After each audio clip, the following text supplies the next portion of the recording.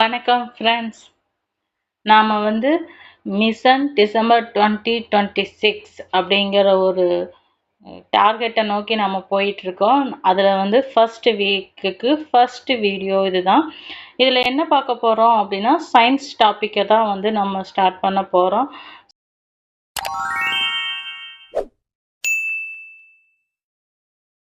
Science டாபிக்னாவே நம்மளுக்கு எப்படின்னா, most of ஆஸ்பரன்ஸ்க்கு சயின்ஸுனாவே ரொம்ப டிஃபிகல்ட்டு தான். எனக்குமே சயின்ஸுனாவே ரொம்ப கசப்பாக இருக்கும். ஆனால் என்ன பண்ணுறது, சயின்ஸை நம்ம ஒமிட் பண்ண முடியாது. ஏன்னா சயின்ஸுனால் மார்க் போனது நிறைய எக்ஸ்பீரியன்ஸ் எல்லாத்துக்குமே இருக்குது. ஸோ படிக்கிறோம், ஸ்மார்ட் ஒர்க்கில் சயின்ஸை படிக்கிறோம். ஃபுல்லாக போட்டு படித்து நான் சயின்ஸ் மேதாவி ஆகணுங்கிற மாதிரியெல்லாம் நம்மளுக்கு எதுவும் இல்லை. நம்மளுக்கு தேவை எக்ஸாமில் நம்ம பாஸ் ஆகணும்னு எல்லா லெசனையும் போட்டு கன்ஃபியூஸ் பண்ணி எல்லாத்தையும் படிக்க மக்கர் பண்ண அதெல்லாம் வேண்டாம். நம்மளுக்கு எக்ஸாம் பாயிண்ட் ஆஃப் வியூவில் எப்படியெல்லாம் கொஷின் கேட்பாங்க அப்படின்னு யோசித்து முக்கியமான பாயிண்ட்ஸுகளை மட்டும் பார்க்கலாம். ஓகேங்களா? இந்த வீடியோவில் தனிமங்கள் மற்றும் சேர்மங்களை பற்றி பார்க்கலாம். தனிமம்னா என்ன, சேர்மம்னா என்ன அப்படின்னும், தனிமத்தில் ஆவர்த்தன அட்டவணையிலிருந்து கொஷின்ஸ் வந்துட்டுருக்கு, அதை பற்றியும் ஓவராலாக என்ன அப்படிங்கிறத டீட்டெயில்ஸை பார்க்கலாம். ஓகேங்களா? வாங்க வீடியோக்குள்ளே போகலாம். தனிமங்கள் அப்படின்னா என்னென்னா, எந்த ஒரு தூய பொருளையும் இயற்பியல் அல்லது வேதியியல் முறையில் மேலும் பிரிக்க முடியாததான் தனிமம் அப்படின்னு சொல்கிறாங்க. இப்போ சாப்பீஸ் இருக்குது, சாப்பீஸை நம்ம தூள் பண்ணோம் அப்படின்னா சின்ன சின்ன தூள் கிடைக்கும், பார்த்துருக்கீங்களா? அதுக்கப்புறம் நம்ம அதை மறுபடியும் என்ன பண்ண முடியாது, மேலே அதை உடைக்க முடியுமா அப்படின்னா முடியாது. அந்த தூளானதுக்கப்புறம் மறுபடியும் அதை உடைக்க முடியுமானா முடியாது. அதைத்தான் என்னன்னு சொல்கிறாங்க அப்படின்னா தனிமம் அப்படின்னு சொல்கிறோம். இறுதியாக நம்மளுக்கு அந்த சின்ன துகளாக கிடைக்குதுல, கண்ணுக்கே தெரியாத மாதிரி, அதைத்தான் என்னன்னு சொல்லலாம், அணு அப்படின்னு சொல்லலாம். அந்த மாதிரி அதைத்தான் தனிமம் அப்படின்னு சொல்கிறது. அதாவது அதுக்கு மேலே உடைக்க முடியாது. இயற்பியல் முறையினாலும் சரி, அதாவது கெமிக்கலை மிக்ஸ் பண்ணாலும் அதுக்கு மேலே அது உடைய முடியாதது தான் என்னன்னு சொல்லுவாங்க, தனிமம் அப்படின்னு. அறிவியல் அறிஞர் பாயிலோட கூற்று தான் தனிமம் அப்படின்னா ஒரு தூய பொருளை இயற்பியல் முறையினாலும் வேதியியல் முறையினாலும் மேலும் உடைக்க முடியாதது தான் தனிமம் அப்படின்னு சொல்லி பாயில் சொல்கிறாரு. அதையே லவன்சியர் என்ன சொல்கிறாரு அப்படின்னு பார்த்தோம்னா, எந்த ஒரு தொடக்க நிலையில் உள்ள பருப்பொருளையோ சிறிய பொருளாக உடைக்க முடியாதது தான் என்னன்னு சொல்கிறாரு, தனிமம் அப்படின்னு லவன்சியர் சொல்கிறாரு. ஒரே வகை அணுக்களால் ஆனதையே தனிமம் அப்படின்னு சொல்லி தற்கால அணுக்கொள்கை சொல்லுகிறது. ஒரே வகை அணுக்களால் ஆனதுதான் தனிமம் அப்படின்னு தற்கால அணுக்கொள்கை சொல்லுகிறது. வேதிவினையின் மூலம் சிதைக்க முடியாதது தான் என்னன்னு சொல்கிறாங்க, தனிமம் அப்படிங்கிறாங்க. ஒரு தனிமம் மற்றொரு தனிமத்தோடு சேர்ந்து வினைபுரிந்து சேர்மத்தை உருவாக்கும். ஒரு தனிமம் மற்றொரு தனிமத்தோட வினைபுரிந்து சேர்மத்தை உருவாக்கும்.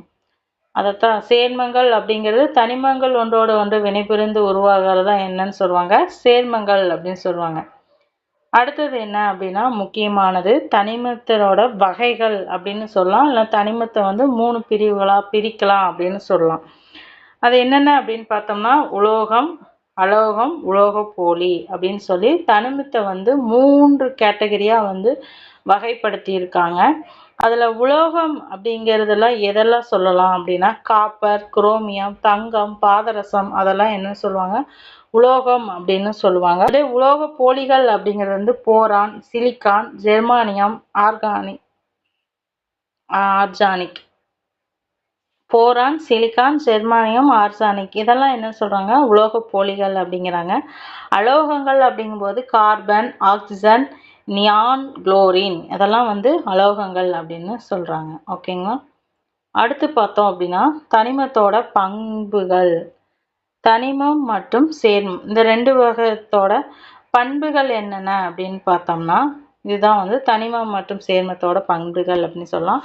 தனிமம் ஒரே வகையான அணுக்களை கொண்டிருக்கும். தனிமத்தில் ஒரே வகையான அணுக்கள் இருக்கும். ஆனால் சேர்மத்தில் ஒன்றுக்கு மேற்பட்ட அணுக்கள் இருக்கும். ஏன்னா ஒன்றுக்கு மேற்பட்ட தனிமங்கள் சேர்ந்து தான் சேர்மத்தை உருவாக்க முடியும். அப்போது அதனால் சேர்மத்தில் ஒன்றுக்கு மேற்பட்ட அணுக்கள் இருக்கும். ஆனால் தனிமம்னா ஒரே வகையான அணுக்கள் தான் கொண்டு இருக்கும் அப்படின்னு சொல்லலாம்.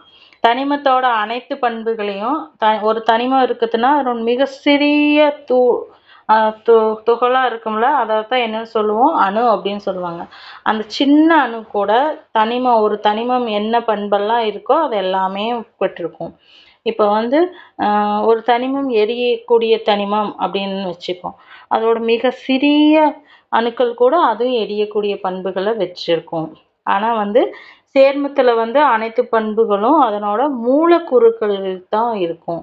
மூலக்கூறுல வந்து என்னென்ன அடங்கி இருக்கு அப்படின்னா, சேர்மத்தோட பண்புகள் எல்லாமே அந்த சேர்மத்தோட மூலக்கூறுகளுக்கும் இருக்கும்.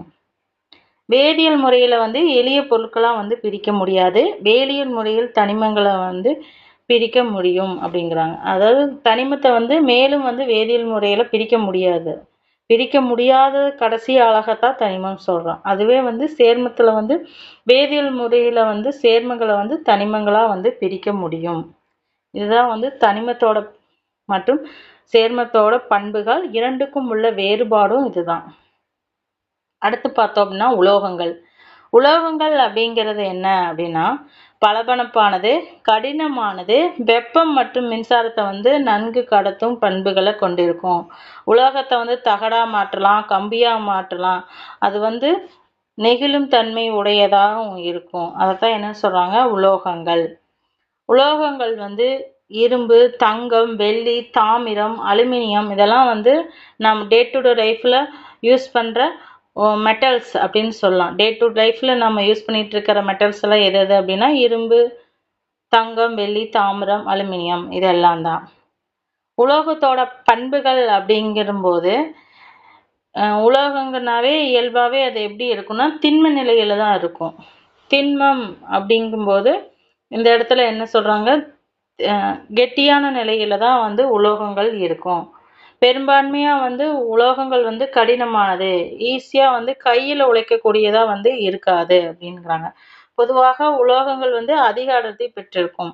அடர்த்தி அதிகம் அப்படிங்கும்போது எப்படி நீரில் போட்டோம் அப்படின்னா கீழே மூழ்கிட்டு போற மாதிரி தான் இருக்கு உலோகங்கள். அனைத்து உலோகங்களும் வந்து பளபளப்பானது. இதை என்னன்னு சொல்லுவாங்க, உலோக பளபளப்பு. ஷைனிங்கா இருந்துச்சு அப்படின்னாவே வந்து அது உலோகம்.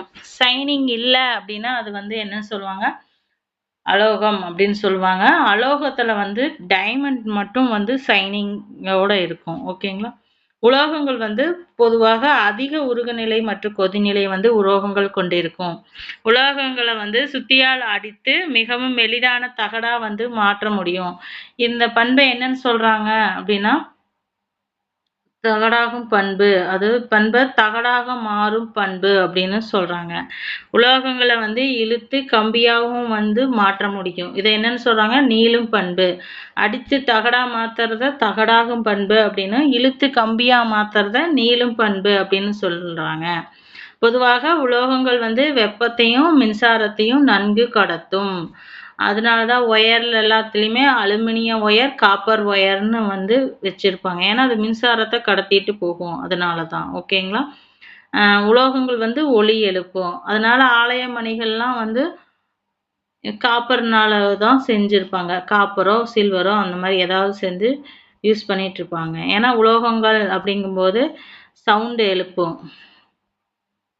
உலோகத்தோட பயன்கள் என்ன அப்படின்னா, பாலங்கள், கட்டிடங்கள்லாம் கட்டுறதுக்கு இரும்பை யூஸ் பண்ணி தான் வந்து பேஸ்மெண்ட் போட்டு அந்த பில்லர்ஸ் எழுப்பி தான் பயன்படுத்துறாங்க. அதுக்கு வந்து உலோகங்கள் பயன்படும். அது போக ஒயர்ஸ்ல இருக்கும். சிலைகள்ல செய்கிறாங்கள கோயிலில் வந்து இப்போ அந்த கோயில் சிற்பங்கள்லாம் செய்கிறக்கும் உலோகங்களில் செப்பு சிலைகள், வெண்கல சிலைகள் அப்படின்னு செய்கிறாங்கள அதுக்கெல்லாம் பயன்படும். நாணயங்கள் செய்கிறக்கு உலோகங்கள் பயன்படும். தங்கம், வெள்ளி, நகைகள் இதெல்லாமே வந்து உலோகத்தோட பயன்கள். ஓகேங்களா. மின் கம்பிகள், வானூர்திகள், ராக்கெட்டுகள். ராக்கெட்டோட இதுக்கெல்லாம் எது யூஸ் பண்ணுவாங்கன்னா அலுமினியம் யூஸ் பண்ணி தான் வந்து ராக்கெட் எல்லாம் செய்வாங்க. ஓகேங்களா. அடுத்தது என்னன்னா தானியங்கி வாகனங்கள், அது ஸ்கூட்டர்ஸ் இருக்கு. ஆட்டோமேட்டிக்கா பயன்படுத்துற வாகனங்கள் எல்லாத்துலேயுமே மின்கலங்கள் அதனோட பேட்டரிஸ் எல்லாம் வந்து காரியம் அப்படிங்கிற உலோகத்தை பயன்படுத்துறாங்க அப்படின்னு சொல்லி சொல்றாங்க. ஓகேங்களா.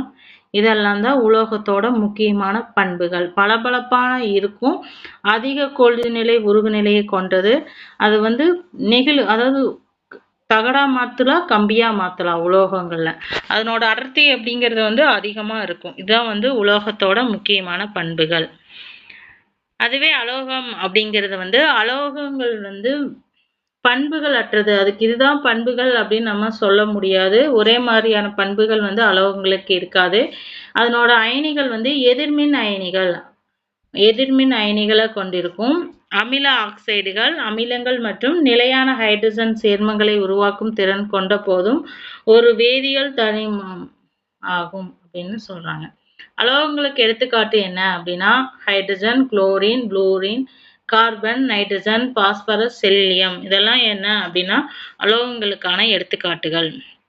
அலோகங்களோட பண்புகள் என்னென்ன அப்படின்னு பார்த்தோம்னா இயல்பாகவே வெப்பநிலை வந்து அலோகங்கள் வந்து 3 வகையில இருப்பாங்க. திண்மம், திரவம், வாயு அப்படின்னு சொல்லி இருக்கும். உலோகங்கள் வந்து மோஸ்ட்லி திண்மமா தான் இருக்கும்.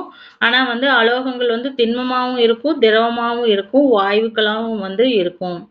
கந்தகம், பாஸ்பரஸ் எல்லாம் வந்து திட நிலையில இருக்குது. புரோமின் வந்து திரவ நிலையில இருக்குது.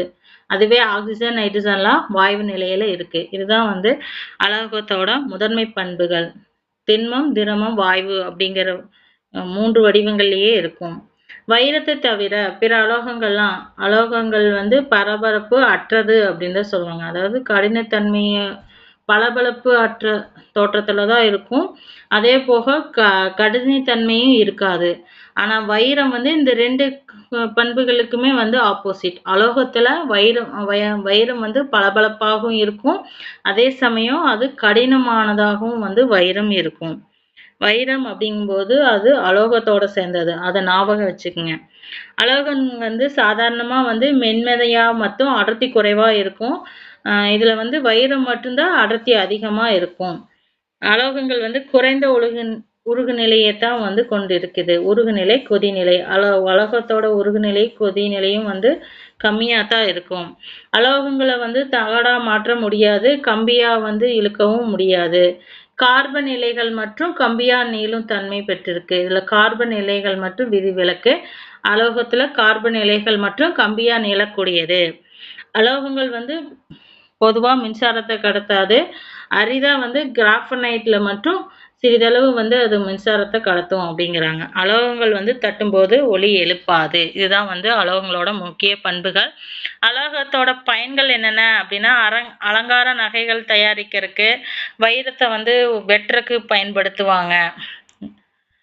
அதே போல துப்பாக்கி தூள் தயாரிக்கிறதுக்கு கந்தகத்தை பயன்படுத்துறாங்க. ரப்பரை வந்து கெட்டிப்படுத்தும் போதும் கந்தகத்தை பயன்படுத்துறாங்க. துப்பாக்கி தூள் தயாரிக்கிறதுக்கும் சரி, ரப்பரை வந்து கெட்டியாக்குறதுக்கும் கந்தகத்தை பயன்படுத்துவாங்க. தீப்பெட்டி தயாரிக்கிறதுக்கு, எலிமருந்து தயாரிக்கிறதுக்கெல்லாம் எது பயன்படுத்துறாங்கன்னா பாஸ்பரஸ் அப்படின்னும். அமோனியா தயாரிக்கிறதுக்கு எதை பயன்படுத்துறாங்கன்னா நைட்ரஜனை பயன்படுத்துறாங்க. இதெல்லாம் முக்கியமான பாயிண்ட்ஸ். அடுத்து நிறம் நீக்கும் பொருளாக குடிநீரில் உள்ள நுண்ணுயிரிகளை அழிக்கும் பொருளாக எதை பயன்படுத்துவாங்க அப்படின்னா குளோரின். ஹைட்ரஜன் ராக்கெட் எரிபொருளாக பயன்படுத்துது. உலோகங்களை உருக்கி வெட்ட ஒட்ட ஹைட்ரஜன் சுடரை வந்து பயன்படுத்துறாங்க. ராக்கெட்டுகளுக்கு எரிபொருளாக ஹைட்ரஜனை பயன்படுத்துறாங்க. அதே போக உலோகங்களை உருக்கி வெட்ட ஒட்டுறக்கெல்லாம் எதை பயன்படுத்துவாங்கன்னா ஹைட்ரஜனை வந்து பயன்படுத்துறாங்க. வேதி வினைகள்ல வந்து குறைப்பானாகவும் ஹைட்ரஜன் வந்து பயன்படுகிறது. ஓகேங்களா? அடுத்து முக்கியமானது உலோகப்போலி. உலோகம்னா என்னன்னு பார்த்துட்டோம், அலோகம்னா என்னன்னு பார்த்துட்டோம். இதுக்கு 2க்கு நடுவுல இருக்கிறது உலோகப்போலி. உலோகப்போலிகள் அப்படிங்கிறது வந்து உலோக பண்புகளையும் அலோக பண்புகள், உலோகத்தோட பண்பையும் பெற்றிருக்கும், அலோகத்தோட பண்புகளையும் பெற்றிருக்கிறதான் என்னன்னு சொல்றோம் உலோகப்போலிகள். அதாவது சில இடங்கள்ல உலோகங்களா இருக்கும், சில இடங்கள்ல அது வந்து அலோகம் மாதிரி செயல்படும். அதைத்தான் என்னங்கிறோம் உலோகப்போலிகள். எடுத்துக்காட்டு வந்து போரான், சிலிக்கான், ஆர்சானிக், ஜெர்மானியம், ஆன்டிமனி, டெல்லூரியம், பொலோனியம் இதெல்லாம் வந்து உலோகப்போலிகள் அப்படின்னு சொல்றாங்க. உலோகப்போலிக்கான எடுத்துக்காட்டு வந்து முக்கியமானது. போரான், சிலிக்கான், ஆர்சானிக், ஜெர்மானியம், ஆன்டிமனி, டெல்லூரியம், பொலோனியம் இதெல்லாமே வந்து உலோகப்போலிகள். உலோகப்போலிகளோட பண்புகள் என்னென்ன அப்படின்னு பார்த்தோம்னா இது எப்படி இருக்கும்னா அறை வெப்பநிலையில திண்மமா தான் வந்து உலோகப்போலிகள் இருக்கும். உலோக போலிகள் வந்து பிற உலோகங்களோட சேர்ந்து உலோக கலவையை வந்து ஏற்படுத்தும். சிலிக்கானு, ஜெர்மானியம் இந்த உலோக போலிகள் எல்லாம் மின்சாரத்தை வந்து கடத்தும். எனவே இதை என்னன்னு சொல்லுவாங்க குறை கடத்திகள். குறைந்த அளவு மின்சாரத்தை கடத்துறதுனால இதை என்னன்னு சொல்றாங்க குறை கடத்திகள். சிலிக்கான் வந்து பளபளப்பானது. ஆனால் வந்து தகடா விரிக்கவோ கம்பியாகவோ மாற்ற முடியாது. சிலிக்கான் பளபளப்பாக தான் இருக்கும். ஆனால் தகடாக்கவோ கம்பியாக நீட்டவோ அதனால் பண்ண முடியாது. உலோகப் போலிகள் வந்து இயற்பியல் பண்புகளில் வந்து பண்புகள் உலோகங்களை ஒத்திருக்கும். ஆனால் அவற்றின் பண்புகள் வந்து எப்படி இருக்கும்? வேதியியல் பண்புகள்லாம் அலோகங்களை ஒத்திருக்கும். அதனால தான் இது என்னன்னு சொல்கிறாங்க? உலோகப் போலிகள் அப்படின்னு சொல்கிறாங்க. இயற்பியல் பண்புகளில் வந்து உலோகத்திலையும் வேதியியல் பண்புகளில் அலோகத்தோட பண்புகளையும் வந்து உலோகப் போலிகள் வந்து பெற்றிருக்கும். உலோகப் போலிகளோட பயன்கள் அப்படிங்கும்போது சிலிக்கான் வந்து மின்னணு கருவிகள் எல்லாம் பயன்படுகிறது. போரான் வந்து பட்டாசு தொழிற்சாலைகள், ராக்கெட்டோட இயல்புகளில் பற்ற வைக்கும் பொருளாக தான் வந்து பயன்பட்டுட்டு இருக்கு. ஓகேங்களா? இதோட முக்கியமான தனிமங்களோட 3 கேட்டகரியை பார்த்துட்டோம். ஓகேங்களா? உலோகங்கள், அலோகங்கள், உலோகப் போலிகள். அடுத்தது சேர்மங்கள். சேர்மங்கள் வந்து 2 அல்லது அதற்கு மேற்பட்ட தனிமங்கள் வந்து ஒரு குறிப்பிட்ட நிறை விகிதத்தில் இணைந்து உருவானதுதான் சேர்மங்கள்.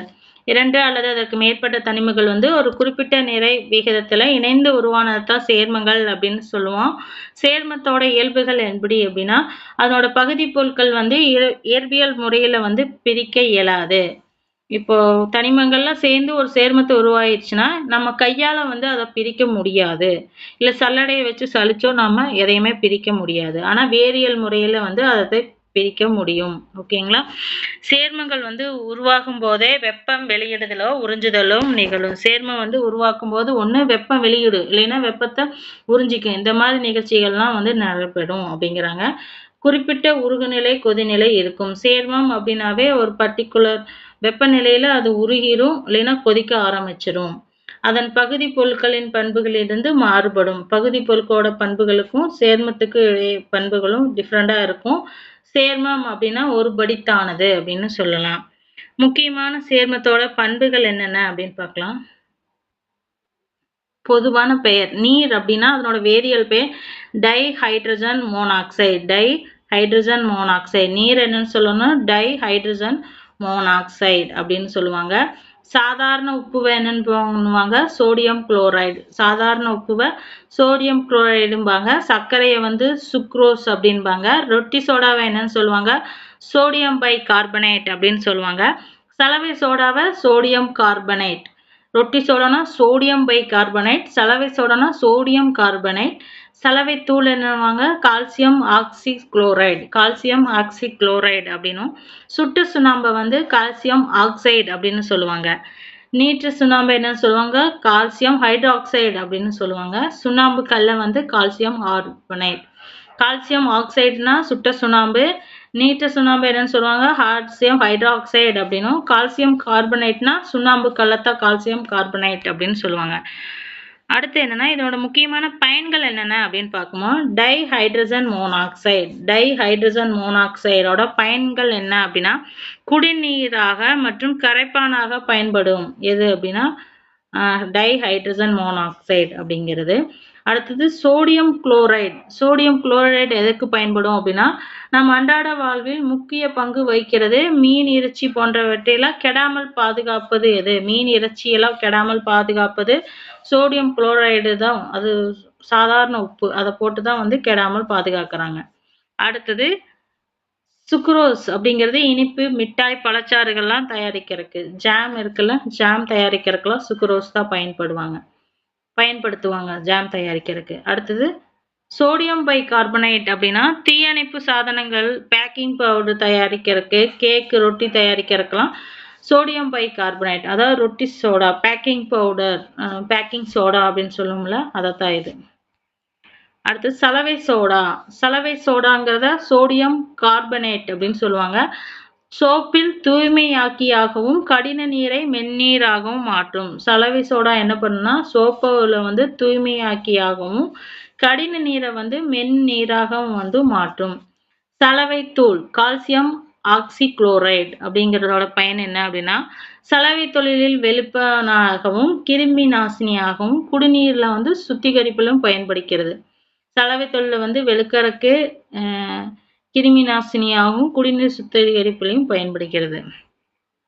அடுத்தது கால்சியம் ஆக்சைடு. சுட்ட சுண்ணாம்பு எதுக்கு பயன்படுது அப்படின்னா சிமெண்ட் மற்றும் கண்ணாடி தயாரிக்கிறதுக்கு பயன்படுவது சுட்ட சுண்ணாம்பு. நீற்று சுண்ணாம்பு எதுக்கு பயன்படுது? கால்சியம் ஹைட்ராக்சைடு எதுக்குன்னா சுவர்களில் வெள்ளை அடிக்கிறது தான் என்ன, கால்சியம் ஹைட்ராக்சைடு சுவர்களை வெள்ளை அடிப்பதற்கு. கால்சியம் கார்பனேட் சுண்ணாம்புக்கள் எதுக்கு பயன்படுதுன்னா சுண்ணக்கட்டி தயாரிக்கிறதுக்கு பயன்படுகிறது. இதுதான் வந்து சேர்மங்களோட முக்கிய பயன்கள். அடுத்தது சேர்மங்களோட வகைகள். சேர்மங்கள் வந்து 2 வகைப்படும். ஒன்று கனிம சேர்மம், ஒன்று கரிம சேர்மம். கரிம சேர்மம் அப்படின்னு 2 வகை இருக்கு. கனிமம் சேர்மம் அப்படின்னா இது வந்து உயிரற்ற மூலங்கள்ல இருந்து பெறப்பட்டது. மண், பாறை, துகள் இதுல இருந்து பெறப்பட்டது. எது அப்படின்னு பார்த்தோம்னா sodium carbonate, calcium carbonate, sodium bicarbonate, calcium carbonate, sodium bicarbonate இதெல்லாம் வந்து உயிரற்ற துகள் பொருட்கள்லேருந்து எடுக்கப்பட்டது. அதே கரிம சேர்மங்கன்னா உயிருள்ள தாவரங்கள் மற்றும் விலங்குகளிலிருந்து பெறப்பட்டது தான் வந்து கரிம சேர்மங்கள் என்பாங்க. புரதம், எண்ணெய், சர்க்கரை இதெல்லாம் வந்து கரிம சேர்மங்கள். அடுத்து முக்கியமானது வாயு நிலையில் உள்ள சேர்மங்கள். எதெல்லாம் வாயு நிலையில் இருக்கு அப்படின்னு பார்த்தோம்னா carbon di oxide, carbon monoxide இதெல்லாம் வந்து வாயு நிலையில் இருக்கிறது. கந்தக di oxide, methane, nitrogen oxide, ammonia இதெல்லாம் வாயு நிலையில இருக்கும். ஹைட்ரஜன் ஆக்சைடில் ஹைட்ரஜனும் ஆக்சிஜனும் இருக்கும். அமோனியாவில் நைட்ரஜனும் ஹைட்ரஜனும் இருக்கும். அமோனியாவில் எது இருக்குன்னு பார்த்தோம்னா நைட்ரஜனும் ஹைட்ரஜனும் இருக்கும்.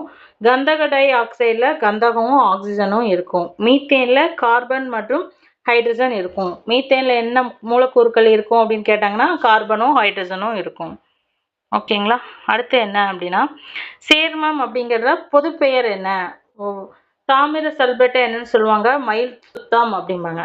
தாமிர சல்பேட்டை மயில் துத்தம் அப்படின்னும், இரும்பு சல்பேட்டை பச்சை துத்தம் அப்படின்னு சொல்லுவாங்க. பொட்டாசியம் நைட்ரேட்டை வந்து சால்ட் பீட்டர் அப்படின்னு சொல்றாங்க. கந்தக அமிலம் வந்து லிட்ரியல் எண்ணெய் அப்படின்னு சொல்றாங்க. கால்சியம் சல்பேட்டை வந்து ஜிப்சம் அப்படின்னும், கால்சியம் சல்பேட் ஹெமிஹைட்ரேட்டை பாரிசாந்து அப்படின்னு சொல்லுவாங்க. பொட்டாசியம் குளோரைடை மூரிட்டோ ஆஃப் தி பொட்டாஸ் அப்படின்னு சொல்லுவாங்க. ஓகேங்களா. இதெல்லாம் ஜஸ்ட் மேட்ச் இந்த மாதிரி சேர்மத்தோட பெயர் கொடுத்து பொதுவான பெயர் கொடுத்து மேட்சாட்ட கொடுப்பாங்க. அந்த மாதிரி கொடுத்தா மிஸ் பண்ணக்கூடாது அப்படிங்கிறதுக்காகத்தான். அடுத்து திடநிலையில் உள்ள சேர்மம் அப்படின்னு மேலே சொன்னது வந்து வாயு நிலையில் உள்ள சேர்மம். இங்கே வந்து திடநிலையில் உள்ள சேர்மங்கள். திடநிலையில் சிலிக்கா இருக்குது, பொட்டாசியம் ஹைட்ராக்சைடு இருக்குது, சோடியம் ஹைட்ராக்சைடு இருக்குது, தாமிர சல்பேட், துத்தநாக கார்பனேட் இதெல்லாம் வந்து திட நிலையில் இருக்கும். சிலிக்கா அப்படின்னா சிலிக்காவும் ஆக்சிஜனும் இருக்கும். பொட்டாசியம் ஹைட்ராக்சைடு அப்படிங்கும்போது பொட்டாசியமும் ஹைட்ரஜனும் ஆக்சிஜனும் இருக்கும். சோடியம் ஹைட்ராக்சைடுனா சோடியம், ஹைட்ரஜன், ஆக்சிஜன் 3 மூலக்கூறுகளும் இருக்கும். தாமிர சல்பேட்னா தாமிரம், கந்தகம், ஆக்சிஜன் இருந்தால் இருக்கும். துத்தநாக கார்பனேட்னா துத்தநாக, கார்பன், ஆக்சிஜன் இந்த 3 மூலக்கூறுகளும் வந்து இருக்கும். அடுத்து திரவ நிலையில் உள்ள சேர்மம் அப்படின்னா நீர் இருக்குது, ஹைட்ரஜன் குளோரிக் அமிலம், நைட்ரிக் அமிலம், கந்தக அமிலம், அசிட்டிக் அமிலம் இதெல்லாம் வந்து திரவ நிலையில் இருக்கிறது. ஓகேங்களா. இதோட வந்து தனிமங்களும் சேர்மங்களும் முக்கியமான பாயிண்ட்ஸை பார்த்துட்டோம். அடுத்து பார்த்தோம்னா ஆவர்த்தன அட்டவணைகள். தனிமங்களின் ஆவர்த்தன அட்டவணைகள் அப்படின்னு சொல்றோம். தனிமங்களோட ஆவர்த்தன அட்டவணை. முதல்ல தனிமங்களின் ஆவர்த்தன அட்டவணைங்கிறது வந்து டாஃப்னரோட மும்மை விதி அப்படிங்கிறத 1817 கொண்டு வந்திருப்பாங்க. அதுக்கப்புறம் நியூலாந்து அப்படிங்கிறவர் என்ன விதி அப்படிங்கிறத 1866 கொண்டு வந்திருப்பாரு. அடுத்து மெண்டல்வீனோட தனிம வரிசை 1869, நவீன கால தனிம வரிசை 1913 பின்பற்றிட்டு வந்துட்டு இருக்கோம். ஒவ்வொருத்தரை பற்றி முக்கியமான பாயிண்ட்டுகளை மட்டும் பார்த்துக்கலாம். ஓகேங்களா. டாஃப்னரோட மும்மை விதிகள் வந்து 1817 வந்து டாஃப்னர் வெளியிடுறாரு.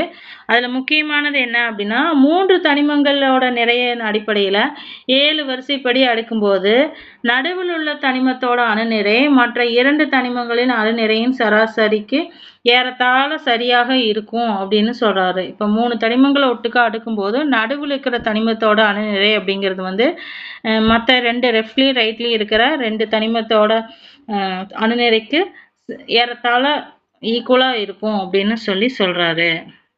அடுத்து நியூலாந்து வந்து என்ன சொல்றாரு அப்படின்னு பார்த்தோம்னா 56 தனிமங்களை வந்து அணுநிறையின் அடிப்படையில் வந்து ஏறு வரிசையில வந்து அமைக்கிறாரு. சரிகமா பதனி அப்படிங்கிற எப்படி ஸ்வரங்கள் இருக்குதோ அந்த மாதிரி ஏறு வரிசைகளை அமைச்சிட்டு அதுல முதல் தனிமமும் லாஸ்ட் தனிமமும் ஒரே பண்பை கொண்டிருக்கும். இந்த 7 வரிசையில அமைஞ்சிருக்கிறதுல முதல் தனிமமும் கடைசி தனிமமும் ஒரே பண்பை கொண்டிருக்கும் அப்படின்னு சொல்லி நியூலந்து வந்து சொல்லியிருக்காரு. மெண்டலினனோட தனிம வரிசை அப்படிங்கிறது 1869ல வருது. இவர் தான் என்னன்னா தனிமத்துல ஆவர்த்தன விதிகளை உருவாக்கியவர். தனிமத்திற்கான ஆவர்த்தன விதிகளை வந்து உருவாக்கியவர் யாருன்னா மெண்டல் லிவின் அப்படிங்கிறவர் தான் உருவாக்கியிருக்காரு. தனிமங்கள் வந்து இயற்பியல் மற்றும் வேதியியல் பண்புகளை வந்து அணுநிறையை பொறுத்து ஆவர்த்தன முறையிலும் வந்து மாற்றம் அடையும் அப்படின்னு சொல்லியிருக்காரு. 56 தனிமங்களை வந்து முதல்ல வரிசைப்படுத்தினாரு. இவரை பேஸ் பண்ணி தான் அடுத்து வந்தது ஹென்றி மோஸ்லே அப்படிங்கிறவர் வந்து 1913ல நவீன கால ஆவர்த்தன அட்டவணையை வந்து வெளியிட்டாரு. எக்ஸ் கதிர்கள் மூலம் தனிமங்களோட எக்ஸ் கதிர் சிதைவு சோதனையின் மூலம் தனிமங்களின் பண்புகள் அவற்றின் எண்ணெய் பொறுத்து இருக்குமே தவிர அவற்றின் நிறையை பொறுத்து இருக்காது அப்படின்னு நிரூபித்திருக்காரு. தனிமத்தோட பண்பு அதோட எண்ணிக்கையை பொறுத்து அணுக்களோட எண்ணிக்கையை பொறுத்து தான் இருக்குமோ தவிர அதனோட நிறையை பொறுத்து இருக்காது அப்படின்னு சொல்லி நிரூபித்திருக்காரு. மெட்லஃபோட அட்டவணையை வந்து என்னன்னு சொல்லுவாங்க, குறும் அட்டவணை அப்படின்னும் நவீன அட்டவணையை நீண்ட அட்டவணை அப்படின்னு சொல்லுவாங்க. இதுதான் வந்து ஆவர்த்தன அட்டவணையினோட முக்கியமான பாயிண்ட்ஸு. இதுல யாரோடது யாரது முதல்ல வெளியிட்டா எந்த ஆண்டு வெளியிட்டாங்க அப்படிங்கிறத பார்த்துக்குங்க. ஏன்னா மேட்ச் மாதிரி கேட்பாங்க, அதுக்காகத்தான். ஓகேங்களா?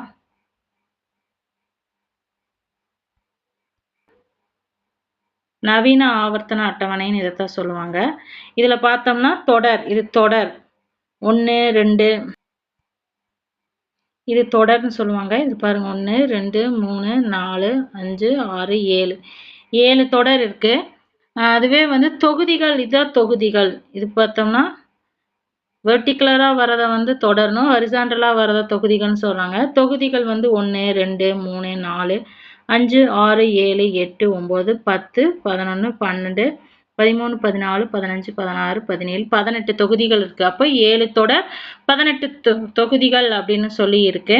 இதுல வந்து ஃபர்ஸ்ட் செகண்ட் இந்த 3ல இருந்து 13 வரைக்கும் ஒரு கேட்டகரி, 13 14 15 16 17 அப்படின்னு சொல்லி தனித்தனி கேட்டகரியா வந்து பிரிச்சுதான் வந்து அடுக்கி வச்சிருக்காங்க.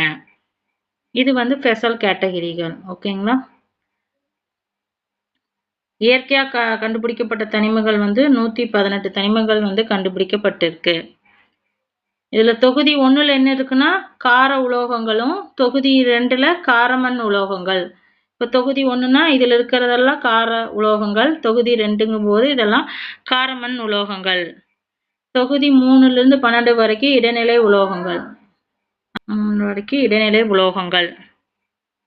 13 போரான் குடும்பம், 14 கார்பன் குடும்பம், 15 ஹைட்ரஜன் குடும்பம், 16 ஆக்சிஜன் அல்லது சால்கோல் குடும்பம், 17 கோலஜன்களோட குடும்பம், 18 மந்த வாயுகள். இப்படித்தான் வந்து அட்டவணையில அடுக்கி வச்சிருக்காங்க.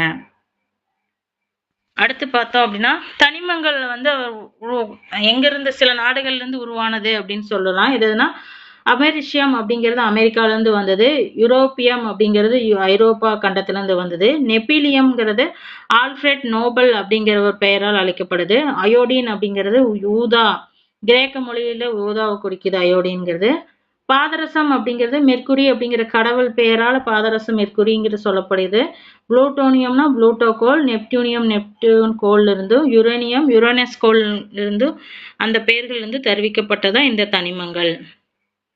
அடுத்தது பார்த்தோம் அப்படின்னா தனிமம் வந்து சோடியம் அப்படிங்கிறது, இதுக்கு நம்ம ஆங்கில சொல்லோட குறியீடை பயன்படுத்தாம லத்தீன் அல்லது கிரேக்க சொல்ல குறியீட்டை பயன்படுத்துறாங்க. சோடியம் அப்படிங்கிறது நெட்ரியம் அப்படிங்கும்போது Na அப்படின்னும், பாதரசத்துக்கு வந்து மெர்க்குரின்னு வருது, ஆனா ஹைட்ராட்ரியம் அப்படிங்கிறது Hc அப்படின்னு சொல்றாங்க. பொட்டாசியத்துக்கு வந்து கேலியம் K அப்படின்னும், காரியம் அப்படிங்கிறது பிளம்பம் அப்படிங்கிறது பிளம்பம் அப்படிங்கிறது Pp அப்படின்னும், இரும்புனா பெரரம் அப்படின்னா Fe அப்படின்னும், வெள்ளியம் அப்படிங்கிற ஸ்டெனனம் Sn அப்படின்னும், தாமிரம்ங்கிறது குப்ரம் அப்படின்னா Cu, ஆன்டிமனினா ஸ்பெடியம் Sp, வெள்ளினா அர்ஜென்டியம் Ag, லங்ஸ்டன்னா உல்பிராம் W, தங்கம்னா ஆரம் Au. இந்த மாதிரி லத்தீன் பெயரால வந்து நம்ம இங்கிலீஷ்ல வேற மாதிரி இருக்கும், ஆனால் லத்தீன் பெயரால குறியீடுகள் வந்து வேற மாதிரி இருக்கும். அது என்னன்னு பார்த்துக்கலாம். அலுமினியம் வந்து Ai, பேரியம், பெரிலியம் ரெண்டுக்குமே ஃபர்ஸ்ட் லெட்டர் பிபின்னு வரும். பிஸ்தமத், புரோமின் பிபின்னு ஃபர்ஸ்ட் லிஸ்ட் வரும். ஹைட்ரஜன், ஹீலியம் ஹெச்ஹெச்னு வரும். நிக்கல், நியான் NN வரும். அடுத்து முக்கியமானது தான் 1 மார்க்ஸ் மட்டும் பார்த்துக்கலாம். ஆவர்த்தன அட்டவணையில் உள்ள தொடர் மற்றும் தொகுதிகளின் எண்ணிக்கை என்ன? 7 தொடர் 18 தொகுதிகள் இருக்கும். 7 தொடர் 18 தொகுதிகள் இருக்கும். நவீன ஆவர்த்தன விதிகளின் அடிப்படை வந்து அணு எண் அடிப்படையில் நவீன ஆவர்த்தன விதிகள் இருக்குது. ஹோலோஜன் குடும்பம் அப்படிங்கிறது எந்த தொகுதினா 17வது தொகுதியில் இருக்கு. டேஸ் என்பது ஆவர்த்தன பண்பு. எலக்ட்ரான் கவர் தன்மை அப்படிங்கிறது ஆவர்த்தன பண்பு. துருவின் வாய்ப்பாடு என்ன அப்படின்னா Fe2O3 XH2O இதான் வந்து துருவோட வாய்ப்பாடு. அலுமினோ வெப்ப வினையின் அலுமினியத்தின் பங்கு ஆக்சிஜன் ஒடுக்கம். மெல்லிய படலமாக துத்தநாக படிவை பிற உலோகத்தின் மீது ஏற்படுத்தும் நிகழ்வு மின்முலம் பூசுதல் அப்படின்னு சொல்லுவாங்க. அதாவது துத்தநாகத்தை வந்து வேற உலோகங்கள் மேல பூசுறதான் மின்முலம் பூசுதல் அப்படின்பாங்க. கீழ்கண்டவற்றில் மந்த வாயுக்கள் எது வெளிப்புற ஆற்றல் மட்டத்தில் 2 எலக்ட்ரான்களை கொண்டிருக்கு அப்படின்னா ஹீலியம். நியான் வாயுக்களின் எலக்ட்ரான் ஆட்டம் 0 ஆக காரணம் எலக்ட்ரான்களின் உறுதியான கட்டமைப்பு. ரசாயன கலவை உருவாக்குதலில் தேவைப்படும் முக்கியமான உலோகம் Hg.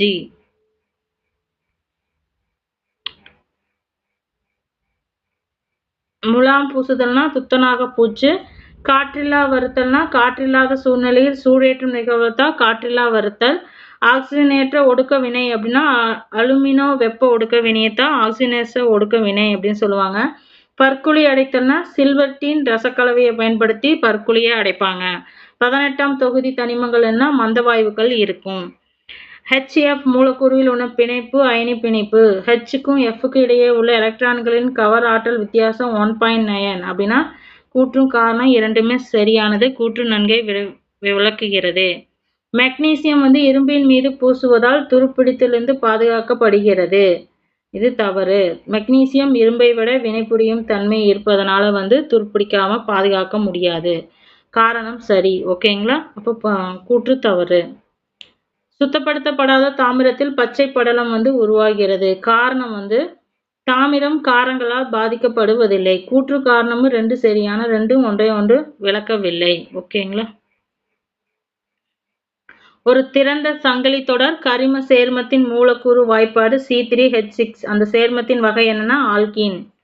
ஒரு கரிம சேர்மத்தின் IUPA பெயர் 3 மெத்தலிட்டன் 1 எந்த வகையை சேர்ந்ததுன்னா ஆல்கஹாலை சேர்ந்தது. எரிசாராயம் என்பது ஒரு நீர்ம கரைசல். இதில் உள்ள எத்தனாலின் சதவீதம் 95.5%. இதெல்லாம் புக் பேக் கொஸ்டின்ஸ் தான். ஓகேங்களா? கீழ்கண்டவற்றில் எது மயக்கமூட்டியாக பயன்படுதுன்னா ஈத்தர் தான் மயக்கமூட்டியாக பயன்படுகிறது.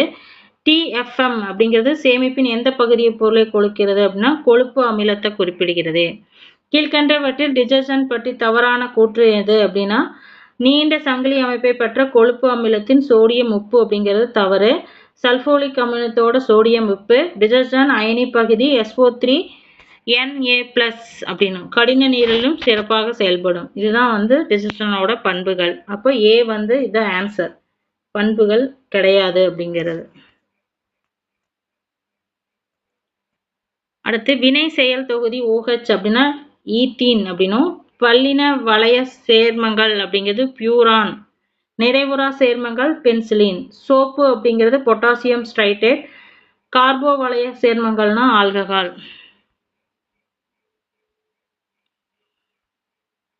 ஆவர்த்தன அட்டவணையில் உள்ள தொடர் மற்றும் தொகுதிகள் 7, 18. நவீன ஆவர்த்தன அட்டவணையின் அடிப்படையில் அணு எண் ஹாலஜன். ஓகே, பார்த்தாச்சு. ஓகே ஃப்ரெண்ட்ஸ், இந்த வீடியோவில் முக்கியமானது மட்டும் பார்த்துருக்கோம். அடுத்த ஒரு வீடியோவில் வந்து அடுத்த டாப்பிக்கை பார்க்கலாம். சயின்ஸோட அடுத்த டாப்பிக்கை பார்க்கலாம். ரிவிஷன் பண்ணும்போது புக் பேக் கொஸ்டின்ஸை அதை அடுத்தடுத்து ரிவிஷன் பண்ணலாம். ஓகேங்களா?